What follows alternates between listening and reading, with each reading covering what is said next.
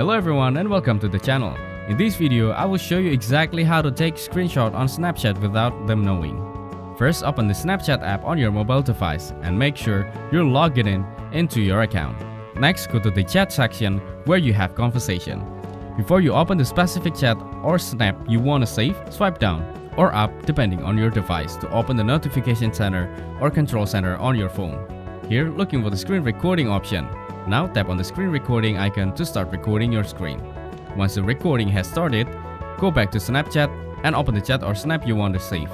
The screen recording will capture everything on your screen without sending a notification to the other person. Finally, go to your phone's gallery or photos app where your recording are saved. Open the recorded video and watch it to capture any specific moment you want as screenshot. You can now take screenshot of the video itself without alerting the other persons on Snapchat. Thank you everyone for watching. Hope you got some value. Make sure to like the video and subscribe to our channel. Leave a comment down below. See you in the next one.